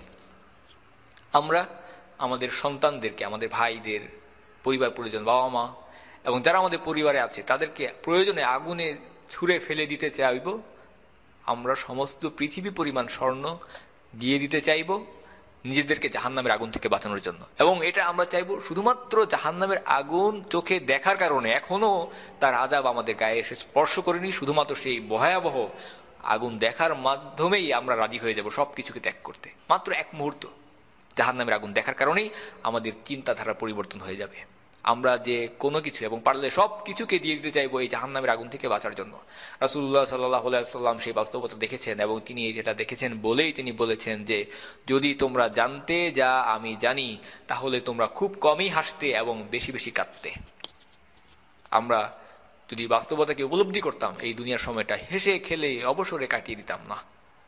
হাসান আল বসরি রাহিমাহুল্লাহ একবার একজন মানুষের পাশ দিয়ে যাচ্ছিলেন এবং দেখলেন যে লোকটা হা হা হা করে হাসছে এবং মজা করছে। হাসান আল বসরি তাকে হাসতে দেখে বললেন যে ওহে আমার ভাতিজা, তোমাকে কি আল্লাহ সুবহানাহু ওয়া তাআলা বলেছেন যে তিনি তোমাকে জাহান্নাম থেকে মুক্তি দিবেন? সে বলল না। তিনি বলেছেন তোমাকে কি আল্লাহ সুবহানাহু ওয়া তাআলা বলেছেন যে তিনি তোমাকে জান্নাত দান করবেন? সে বলল না। তিনি বললেন তাহলে তুমি হাসছো এবং মজা করছো কেন? কেন তুমি নিজেকে উপভোগ করছো? এত নিশ্চিন্ত তুমি কিভাবে হয়ে গেলে যে তুমি হা হা হা করে হাসছো? তোমার কি কোনো চিন্তার কোনো কারণ নেই? আমাদেরকে এই বিষয়টা গুরুত্বের সাথে নিতে হবে, সিরিয়াসলি নিতে হবে। যদিও ব্যাপারটা এতটাই খারাপ হয় যে আমরা আমাদের সত্যিকার অর্থে সন্তান, স্ত্রী, মা, বাবাদেরকে আগুনে ছুড়ে ফেলার বিনিময়ে পৃথিবী পরিমাণ স্বর্ণ বিলিয়ে দেওয়ার মাধ্যমে জাহান্নাম থেকে বাঁচতে যাইব, যদি এতটাই গুরুত্বপূর্ণ বিষয় হয় তাহলে আমাদের উচিত যে দুনিয়ায় থাকতেই এই বিষয় নিয়ে চিন্তা করা, ভয় পাওয়া এবং এটাকে সিরিয়াসলি গ্রহণ করা। এবং যখন আমরা বলছি যে একটু হলেও ভয় পাওয়ার কথা, কারণ যে আমরা নিজেদেরকে বাঁচাতে যত কিছুই করি না কেন, যত কিছুই দিতে চাই না কেন, কখনো সেটা পর্যাপ্ত পরিমাণ হবে না, সেটা খুব সামান্যই এবং অপর্যাপ্তই রয়ে যাবে। এবং এ কারণেই রাসূলুল্লাহ সাল্লাল্লাহু আলাইহি ওয়াসাল্লাম সহিহ হাদিসে বলেছেন যে যদি তোমরা তোমাদের কাউকে জন্ম থেকে মৃত্যু পর্যন্ত আল্লাহর সন্তুষ্টির জন্য, যদি তোমাদের কাউকে জন্ম থেকে মৃত্যু পর্যন্ত আল্লাহর সন্তুষ্টির জন্য তার মুখের উপরে উপর হয়ে পড়ে থাকতে হয় এবং তাকে ধরে টেনে তার মুখের উপর ভর করে নিয়ে যাওয়া হয়, তাহলেও এভাবে যদি সে সারা জীবন থাকে তাহলেও সে কিয়ামতের দিন এটাকে খুবই সামান্য, গুরুত্বহীন, তুচ্ছ একটা বিষয় হিসেবে দেখবে, যেন এর কোনো মূল্য নেই। এখানে দেখুন কি ভয়াবহ কথা বলা হচ্ছে। শুধু সিজদা বা জিকির নয়, আপনাকে একটা রাস্তায় মুখের উপর ভর দিয়ে সারা জীবন ভর জন্ম থেকে মৃত্যু পর্যন্ত টেনে হিজড়া করে নিয়ে যাওয়া হয়, এবং এটা যদি শুধুমাত্র আল্লাহর জন্য আপনি করেন, তবু কিয়ামতের দিন বাস্তব পরিস্থিতি দেখে আপনার এই কাজটাকে মূল্যহীন বলে মনে হবে। এবং আপনি তখন বুঝতে পারবেন যে আসলে হক কি জিনিস। হক শব্দটার মানে হচ্ছে সত্য, বাস্তব। বাস্তব কি সেটা সেই দিন মানুষ বুঝতে পারবে, এর আগে নয়। মৃত্যু সত্য, জাহান্নামের আগুন সত্য, জান্নাত সত্য এবং মুহাম্মদ সাল্লাল্লাহু আলাইহি সাল্লাম সত্য। মৃত্যু হক, জাহান্নামের আগুন হক, জান্নাত হক এবং মুহাম্মদ সাল্লাল্লাহু আলাইহি সাল্লাম হচ্ছেন হক। এই সবগুলি হচ্ছে হক, পরিস্থিতি সত্য, বাস্তব, এবং সেই ঘটনা অবশ্যই আসবে।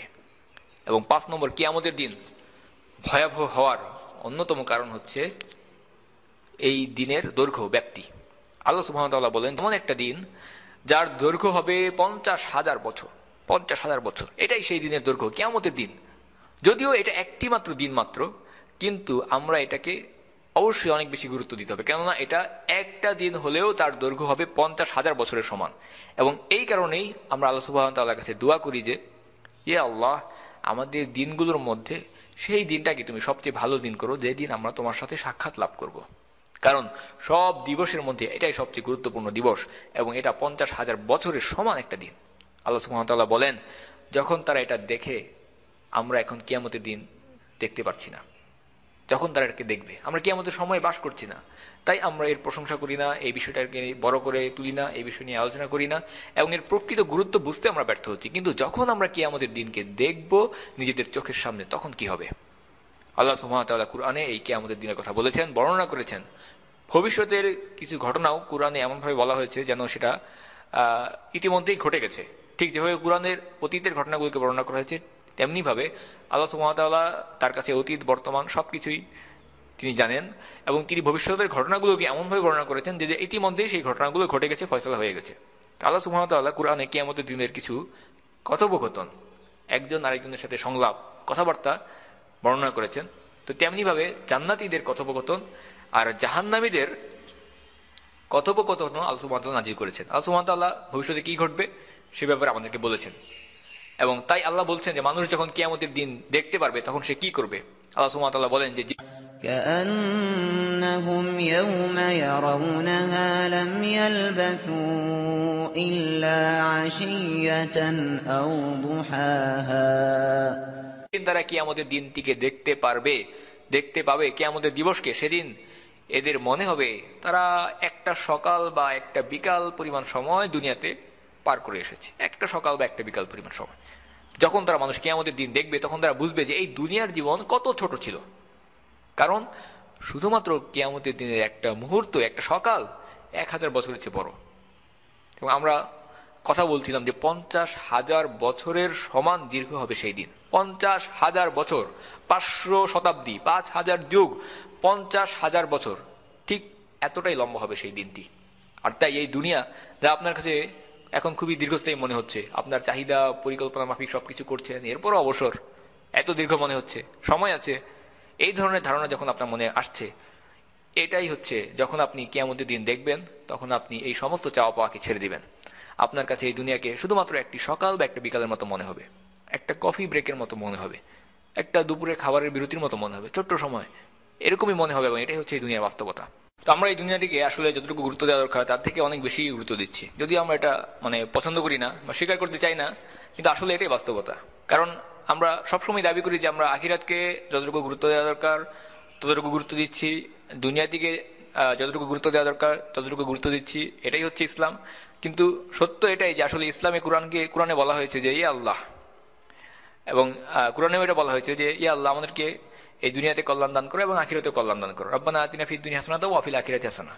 কিন্তু এখানে অবশ্যই একটা অনুপাত আমাদেরকে বজায় রাখতে হবে। আমাদেরকে অবশ্যই এই দুইটিকে যে যতটুকু যোগ্য ঠিক সেই পরিমাণ গুরুত্ব দিতে হবে। আমরা কতদিন দুনিয়াতে থাকবো? ধরুন 100 বছর, অথবা কিয়ামতের দিন কত বড়, 50,000 বছর। তো এদের মধ্যে একটা অনুপাত তৈরি করুন, আর এরপর এদের জন্য ততটুকু সময় ব্যয় করুন যতটুকু যোগ্য তারা। এবং এই কারণে লোকমান হাকিম যখন তার ছেলেকে উপদেশ দিচ্ছিলেন, তখন তিনি বলেন যে এই দুনিয়ার জন্য সেই অনুযায়ী কাজ করো যত সময় তুমি এই দুনিয়াতে কাটাবে, আর আখিরাতের জন্য সেই অনুযায়ী কাজ করো যত সময় তুমি আখিরাতে কাটাবে। তো তাই আমি আপনাদেরকে বলছি না যে আপনি দুনিয়ার জন্য কাজ করবেন না, বরং আমি বলছি যে আপনি কাজ করুন সেই অনুযায়ী যতটুকু সময় আপনি দুনিয়াতে কাটাবেন। আমরা যদি 60, 80 বা 100 বছরের জন্য এখানে বেঁচে থাকি, তাহলে ততটুকু সময় ব্যয় করুন যতটুকু সময়ের প্রস্তুতি 60 বা 80 বছরের জন্য নেওয়া প্রয়োজন। কিন্তু আমাদের যে কোটি কোটি বছর অসীম সময়ের জন্য আখিরাতে কাটাতে হবে, তার জন্য সেই পরিমাণই সময় ব্যয় করুন যতটুকু এর যোগ্য। অথচ আমরা তা করছি না। আল্লাহ সুবহানাহু ওয়া তাআলা বলেন, وَيَوْمَ تَقُومُ السَّاعَةُ يُقْسِمُ الْمُجْرِمُونَ مَا لَبِثُوا غَيْرَ سَاعَةٍ كَذَلِكَ كَانُوا يُؤْفَكُونَ। দিন কিয়ামত কায়েম হবে, সেদিন অপরাধী ব্যক্তিরা কসম খেয়ে বলবে, আমরা তো কবরে মুহূর্তকালের থেকে বেশি অবস্থান করিনি। এবং তারা আল্লাহর নামে শপথ করে বলবে যে আমরা দুনিয়াতে যে শুধুমাত্র 1 ঘন্টার মতো অবস্থান করেছি। কারণ তারা 300, 400 বা 500 বছর ধরে শুধুমাত্র একটা জায়গাতেই দাঁড়িয়ে থাকবে। তখন এই দুনিয়ার অবস্থানকে আর কতক্ষণই মনে হবে? কিছুই মনে হবে না। তো কিয়ামত দিবসের কিছু উল্লেখযোগ্য ঘটনা যা তখন ঘটবে, আসমানকে গুটিয়ে নেওয়ার ঘটনা। আল্লাহ সুবহানাহু ওয়া তাআলা সেদিন পৃথিবীকে তার হাতের মুঠোয় নিবেন এবং এরপর তিনি আসমানকে গুটিয়ে ফেলবেন খড়কুটোর মতো, কাগজের মতো। আপনারা খড়কুটো দেখেছেন যখন একে গুটিয়ে নেওয়া হয়, তো সেই রকমই সোজা হবে আল্লাহর হাতের সমস্ত মহাবিশ্বকে গুটিয়ে নেওয়াটা সহজ একটা কাজ হবে। এবং মনে করুন যে আমরা কথা বলছি আসমান নিয়ে, এটা আসলে কত বড় হতে পারে। আমরা পৃথিবীর বাইরে যে বায়ুমণ্ডলের স্তর আছে সেটা নিয়েও কথা বলছি না, বরং এর থেকেও বিশাল কিছু নিয়ে, 7 আসমান যা কিনা একটি আরেকটার উপরে বিস্তৃত, সেটা নিয়েও বলছি না। আমরা বাস করছি সবচেয়ে নিচের আসমানে, 7 আসমানের সবচেয়ে নিচের স্তরে। এটা হচ্ছে আসসামা দুনিয়া, সবচেয়ে নিচের আসমান। এবং যে সমস্ত তারকারাজি যেগুলো আমরা আকাশে দেখতে পাই, এই ব্যাপারে আলেম এবং মহাকাশ গবেষণা বিজ্ঞানীরা আমাদেরকে বলেছেন যে সেগুলো 100 কোটি আলোকবর্ষ দূরে। এই পৃথিবী আর তারাগুলোর মাঝের দূরত্ব কিলোমিটার বা মাইলের এককে হিসাব করা যায় না, এত দূরে। এবং এতে হিসাব অনেক বড় হয়ে যায়, আপনাকে অনেকগুলো সংখ্যা শূন্য ব্যবহার করতে হবে। তো এই দূরত্বকে এই কারণে হিসাব করা হয় আলোর গতি দিয়ে, যা প্রতি সেকেন্ডে 3 লক্ষ কিলোমিটার পথ অতিক্রম করতে পারে 1 সেকেন্ডে। তাহলে 1 বছরে সে কতটুকু দূরত্ব অতিক্রম করবে। তো এখন কল্পনা করুন যে তারাগুলো পৃথিবী থেকে শত শত আলোকবর্ষ দূরে অবস্থিত, কত দূরে। তাহলে ওই তারাগুলো থেকে আলো পৃথিবীতে আসতে অনেক সময় কয়েক বছর পর্যন্ত সময় নেয়। প্রতি সেকেন্ডে 3 লক্ষ মাইল, 3 লক্ষ কিলোমিটার পাড়ি দিতে হবে। সেখান থেকে আলো আসতে কয়েক বছর সময় নেয়। আমাদের কাছের নক্ষত্র অবশ্যই সূর্য, কিন্তু সূর্যের পরে সবচেয়ে কাছের নক্ষত্র আমাদের থেকে প্রায় 4.25 আলোকবর্ষ দূরে। এছাড়া আরো কিছু নক্ষত্র আছে যেগুলো হাজার হাজার আলোকবর্ষ দূরে, কিছু নক্ষত্র 100 কোটি আলোকবর্ষ দূরে।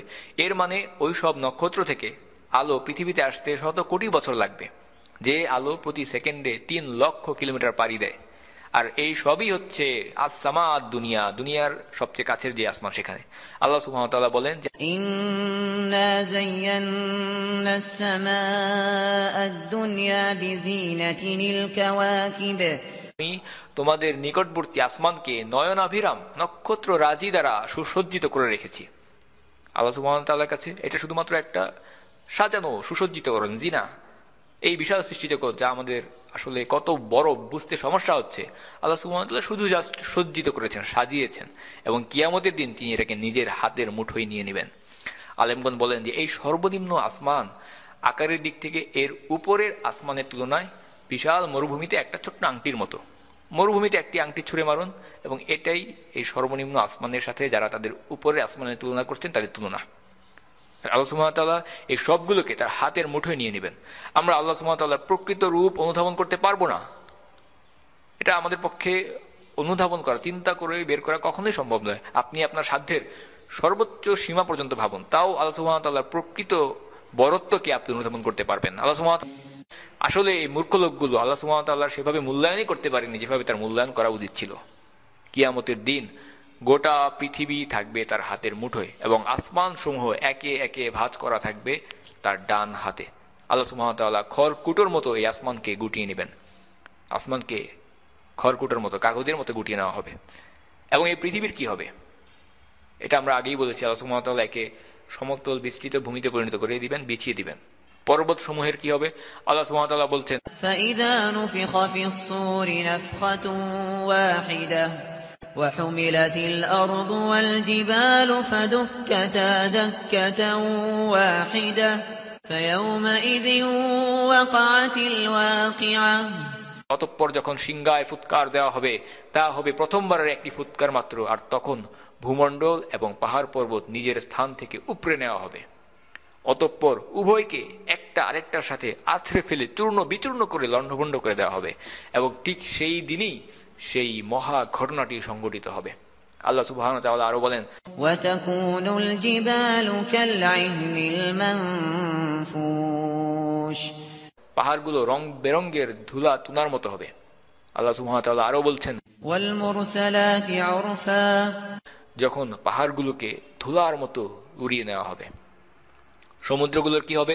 আল্লাহ সুবহানাহু ওয়া তাআলা বলেন ইজাল বিহার ফুজ্জিরাত, এবং আরো বলেন ইজাল বিহার সুজ্জিরাত। ইজাল বিহার ফুজ্জিরাত মানে যখন সাগরকে উত্তাল করে দেওয়া হবে, সুজ্জিরাত মানে জ্বলন্ত, একে প্রজ্বলিত করে দেওয়া হবে।